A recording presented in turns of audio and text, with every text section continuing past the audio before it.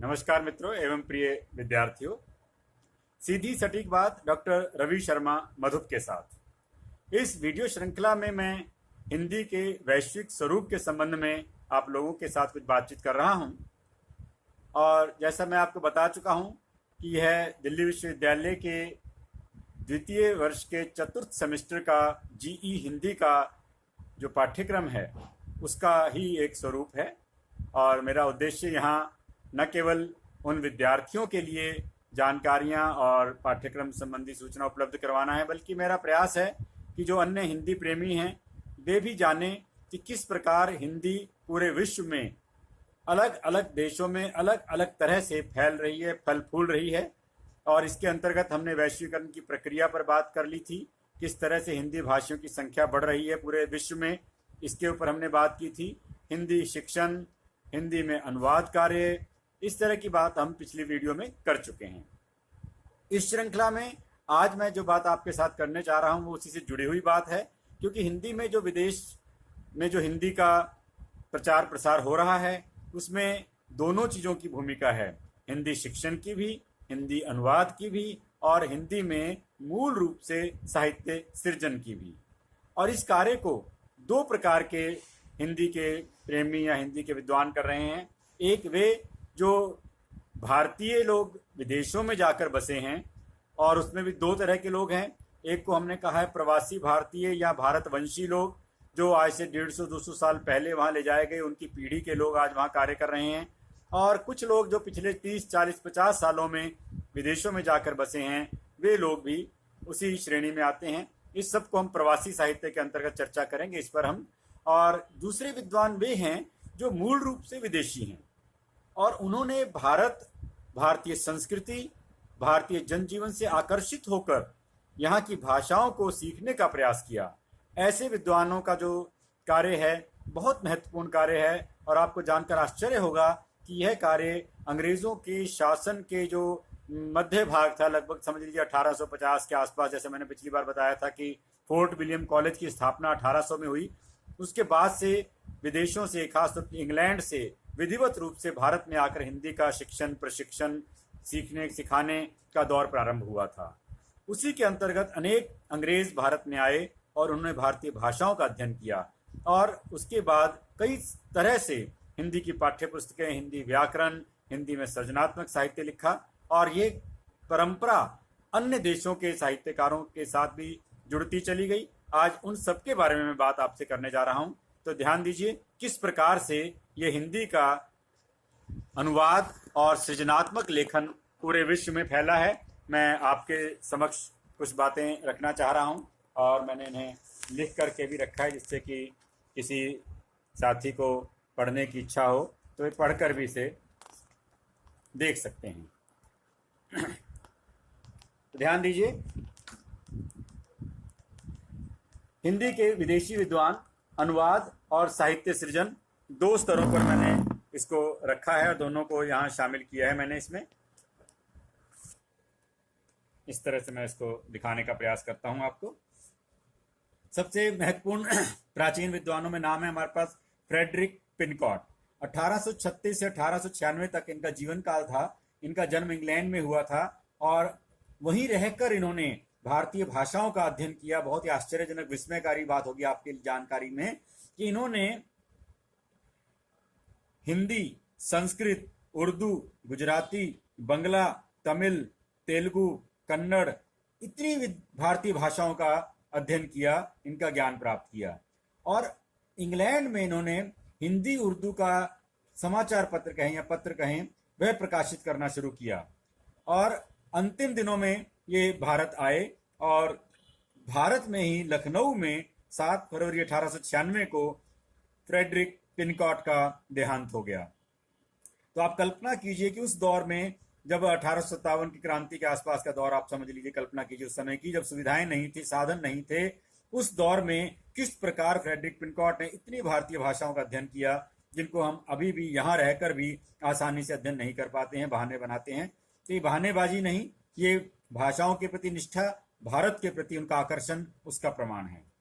दूसरे विद्वान हैं पादरी M.T. एडम। इन्होंने भी बड़ा महत्वपूर्ण कार्य किया है कि देवनागरी में पहला हिंदी कोश इन्होंने प्रकाशित करवाया, और किस समय, 1830 में, और कहां से, कोलकाता से। तो इस प्रकार के कार्य उस समय कितनी सुविधाएं सीमित रही होंगी आप अनुमान लगा सकते हैं। फिर हमारे सामने दो महत्वपूर्ण नाम है, डॉक्टर L.F. रोनाल्ड हर्नली। 15 अक्टूबर 1841 को आगरा में जन्म हुआ। पिनकॉट के बिल्कुल उलट हैं। पिनकॉट का जन्म इंग्लैंड में हुआ और देहांत भारत में हुआ। इसके विपरीत हर्नली का जन्म भारत में आगरा में हुआ 1841 में, और 1899 में इंग्लैंड में इनका देहांत हुआ। तो इन्होंने अपनी शिक्षा जो है जर्मनी में और इंग्लैंड में प्राप्त की, और 1865 में काशी के जय नारायण कॉलेज में प्रिंसिपल नियुक्त हुए। पृथ्वीराज रासो और बाबर की पोथी, इस पुस्तकों को इन्होंने संपादित किया, और 1885 में डॉक्टर ग्रियर्सन के साथ मिलकर इन्होंने बिहारी भाषा कोश पर कार्य आरंभ किया था। वह कार्य हालांकि अधूरा रहा, पूरा नहीं हो पाया, लेकिन इनका ये महत्वपूर्ण योगदान है भारत के इस संदर्भ में। एक और बड़ा नाम जो आपने अक्सर सुना होगा, डॉक्टर G.A. ग्रियर्सन। ग्रियर्सन का नाम प्राय हिंदी भाषा के इतिहास की जब हम बात करते हैं उसमें इसका नाम महत्वपूर्ण विद्वान के रूप में लेते हैं। और ग्रियर्सन ने ऐसा कार्य किया है जिसको देख करके आप आंखों तले, दांतों तले उंगली दबा लेंगे। 7 फरवरी 1857 को आयरलैंड में इनका जन्म हुआ, और 1873 से 1896 तक ये भारत में रहे। इन्होंने बिहार में जो मिथिला प्रदेश है और वहां बिहार की जो बोलियां, मिथिला और बिहार की बोलियों का व्याकरण लिखा। अब कल्पना कीजिए कि आज भी इन बोलियों का व्याकरण सहज रूप से नहीं लिखा जा रहा है, लेकिन एक विदेशी विद्वान ग्रियर्सन ने यह कार्य किया, और बहुत महत्वपूर्ण हिंदी साहित्य के इतिहास में इनका योगदान है। और बिहारी सतसई, पद्मावत, रामचरितमानस आदि पुस्तकों का संपादन कार्य भी डॉक्टर ग्रियर्सन ने किया। एक और बड़ा नाम जो आपने सुना होगा कभी न कभी, मिस्टर गिलक्राइस्ट। गिलक्राइस्ट का योगदान इस रूप में महत्वपूर्ण है कि इन्होंने पहली बार हिंदी का व्याकरण 19वीं शती में, यानी कि 1850 से के आसपास के दौर में हिंदी का व्याकरण इन्होंने लिखा। और मैं आपको पहले बता चुका कि अमेरिकी विद्वान ने भी 1875 में हिंदी का व्याकरण लिखा था। दूसरा नाम है डॉक्टर गिलक्राइस्ट का। इसी प्रकार एक और बड़ा नाम डॉक्टर फादर कामिल बुल्के। इनको आपने अवश्य ही कभी ना कभी इनका जिक्र सुना होगा, और इनका जो सबसे महत्वपूर्ण कार्य आज हम समझते हैं वो है अंग्रेजी हिंदी शब्दकोश। इतना अच्छा अंग्रेजी हिंदी शब्दकोश आज तक मेरा दूसरा देखने में नहीं आया है। इन्होंने प्रत्येक अंग्रेजी शब्द के साथ उसका उच्चारण और उसका हिंदी में अर्थ बताया, और 1972 में इन्होंने ये अंग्रेजी हिंदी शब्दकोश तैयार किया था। और आपको जानकर सुखद आश्चर्य होगा कि बेल्जियम में 2 सितंबर 1908 को जन्मे फादर कामिल बुल्के 1935 में भारत आए, और 1950 में इन्होंने प्रयाग विश्वविद्यालय से राम कथा, उत्पत्ति और विकास, इस विषय पर अपना शोध कार्य पूरा किया, और इनको PhD आचार्य की उपाधि प्राप्त की, और सारा जीवन ये हिंदी के लिए समर्पित रहे। 29 पुस्तकें, 6 शोध निबंध इन्होंने लिखे, और जो मैंने बताया कि अंग्रेजी हिंदी शब्दकोश इनका महत्वपूर्ण कार्य है। और भारत सरकार ने इनकी हिंदी सेवा और भारत प्रेम को देखते हुए 1974 में इन्हें पद्म भूषण से सम्मानित किया। और एक बहुत गौरव की बात है हमारे लिए कि एक विदेशी विद्वान हिंदी और भारतीय संस्कृति के लिए इतना बड़ा योगदान, रामकथा के ये बड़े आचार्य के रूप में माने जाते हैं, क्योंकि रामकथा उत्पत्ति पर जिस तरह से निष्पक्ष रूप से इन्होंने कार्य किया, ऐसे कार्य बहुत कम हुए हैं भारत में। अगला नाम हमारे पास एक रूसी विद्वान का है, डॉक्टर येवगेनी चेलिशेव। इनका जन्म 27 अक्टूबर 1921 को मॉस्को में अर्थात रूस में हुआ, और आधुनिक हिंदी कविता की परंपरा और नवीनता, यानी कि आधुनिक हिंदी कविता परंपरा और नवीनता की क्या स्थितियां हैं, उस पर इन्होंने अपना शोध ग्रंथ प्रस्तुत किया है। और इन्होंने मौलिक और अनुदित और संपादित लगभग 200 पुस्तकें, 200 कृतियां इन्होंने लिखी हैं, और हिंदी साहित्य का संक्षिप्त इतिहास भी इन्होंने लिखा है। और रूस में हिंदी के प्रचार प्रसार में इनकी बड़ी महत्वपूर्ण भूमिका है। एक और विद्वान जर्मन के हैं, ये जर्मनी के विद्वान, जर्मन विद्वान डॉक्टर लोथार लुत्से। इनका जन्म 7 सितंबर 1927 को जर्मनी में हुआ था। ये हिंदी के साथ साथ बंगला और कन्नड़ के आधिकारिक विद्वान माने जाते हैं, और जर्मनी में हाइडेलबर्ग विश्वविद्यालय में आधुनिक भाषा साहित्य विभाग के अध्यक्ष, और अनेक हिंदी पाठ्य पुस्तकें भी आपने तैयार की हैं। डॉक्टर लोथार लुत्से का बड़ा महत्वपूर्ण योगदान है। हिंदी के विकास में जर्मनी में किस तरह से उन्होंने कार्य किया है, इसको आप अगर जानना समझना चाहते हैं तो डॉक्टर लोथार लुत्से की भूमिका इसमें आपको बहुत महत्वपूर्ण दिखाई देगी। तो इस प्रकार के और भी विद्वान हैं जो अन्य देशों में इस तरह का कार्य करते रहे हैं। मैं और कुछ विद्वानों से आपका परिचय कराने जा रहा हूं।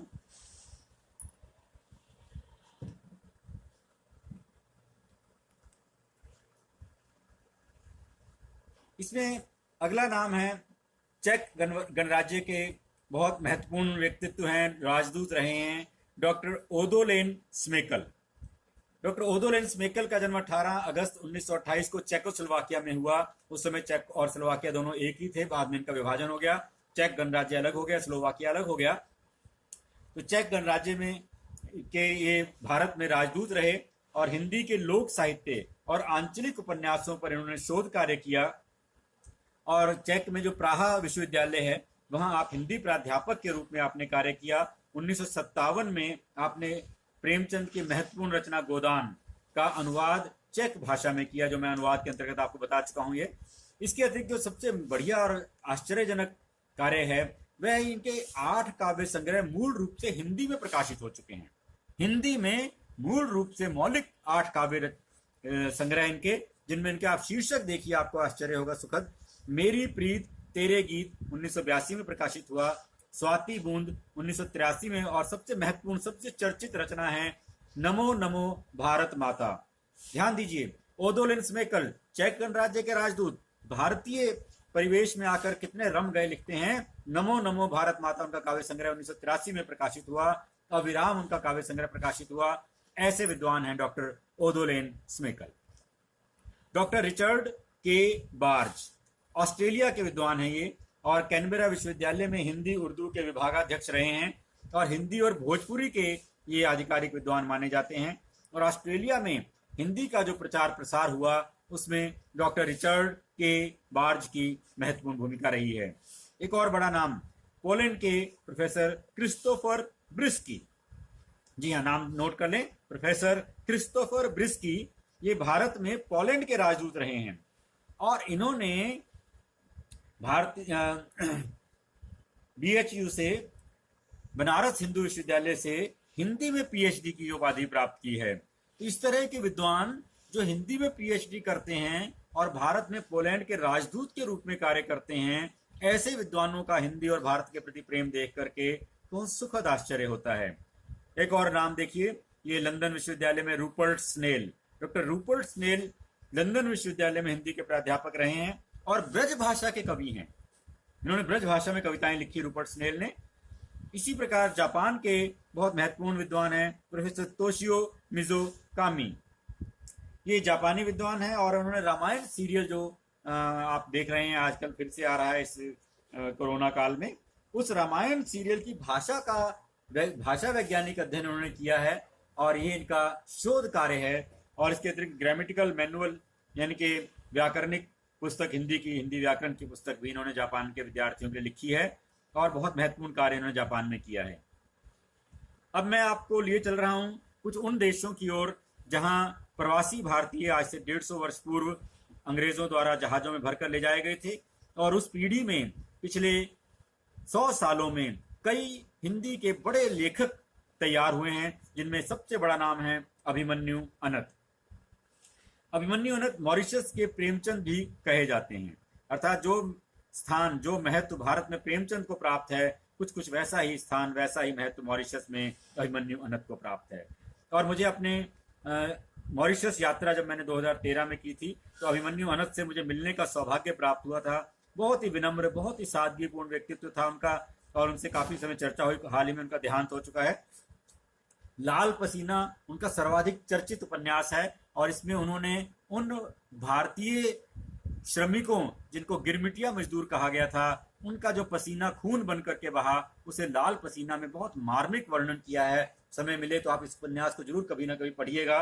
और इसके अतिरिक्त उनके अनेक उपन्यास हैं। लहरों की बेटी का संपादन कार्य करने का मुझे सौभाग्य प्राप्त हुआ था। शब्दभंग उनका उपन्यास दिल्ली विश्वविद्यालय के पाठ्यक्रम में निर्धारित है। बड़ा नाम है अभिमन्यु अनंत प्रवासी हिंदी साहित्य लेखन में। इसी के अंतर्गत मॉरिशस के हिंदी साहित्यकारों में और भी कई नाम हैं। पंडित लक्ष्मी नारायण चतुर्वेदी, सोमदत्त बखौरी, मुनीश्वर लाल चिंतामणि और रामदेव धुरंधर जी आज अभी भी लिख रहे हैं, बहुत अच्छा लिख रहे हैं। और हाल ही में वहाँ भी इनके घर भी जाने का अवसर मुझे मिला था मॉरिशस में, और पीछे अभी जो विश्व पुस्तक मेला हुआ था वहाँ ये आए थे हमारे अनुरोध पर एक कार्यक्रम में शामिल होने के लिए। तो रामदेव धुरंधर आज के दौर के बहुत महत्वपूर्ण चर्चित लेखक हैं मॉरिशस के। इसके अलावा फिजी में भी अनेक हिंदी साहित्यकार हुए हैं, जिनमें पंडित कमला प्रसाद मिश्र, राम नारायण, जोगिंदर सिंह कंवल के नाम चर्चित रहे हैं। इसी प्रकार सूरीनाम के हिंदी साहित्यकारों में मुंशी रहमान खान, सूर्य प्रसाद वीरे, डॉक्टर वीर सेन, जागा सिंह, ये नाम बहुत चर्चित नाम रहे हैं। और अन्य अनेक नाम हैं जिनको यहाँ पर समयाभाव में लेना संभव नहीं हो पा रहा है। और इसी के अंतर्गत मैं एक बात आपको और बताना चाहूँगा कि ये जो मैंने अधिकतर नाम अभी आपके सामने रखे, वे ऐसे लोग हैं जो आज से 100-150 साल पहले से कार्य करते आ रहे हैं। और आज जो स्थितियां हैं विश्व में हिंदी को लेकर के, जिस प्रकार की रुचि और जिस प्रकार का आकर्षण है, उसने अनेक विदेशियों को और अनेक भारतवंशियों को वहाँ हिंदी के माध्यम से जोड़ा हुआ है, देश से, हमारी संस्कृति से। उनके ऊपर एक अलग मैं वीडियो बनाऊंगा, जिसमें आज के दौर में जो भारतीय मूल के लोग विदेशों में कार्य कर रहे हैं, अच्छा कार्य कर रहे हैं, या विदेशी मूल के लोग हिंदी में कार्य कर रहे हैं, उनको लेकर के और जानकारी मैं दूंगा। तो इस प्रकार हिंदी का वैश्विक स्वरूप निर्मित करने में इन हिंदी प्रेमियों का बहुत बड़ा योगदान है, चाहे ये भारतीय मूल के प्रवासी लोग हों या विदेशी मूल के अन्य लोग हों, अन्य साहित्यकार हों। हम इन सब के प्रति कृतज्ञ हैं और नमन करते हैं। और ये श्रृंखला मेरी अभी चलती रहेगी, क्योंकि इसमें अभी हिंदी का वैश्विक स्वरूप को लेकर और बहुत सी बातें हैं मेरे पास बताने के लिए। तो मैं आशा करता हूं कि ये आपको पसंद आएंगी और आप इससे जुड़े रहेंगे। तो इस प्रकार देखते रहिए सीधी सटीक बात डॉक्टर रवि शर्मा मधुप के साथ।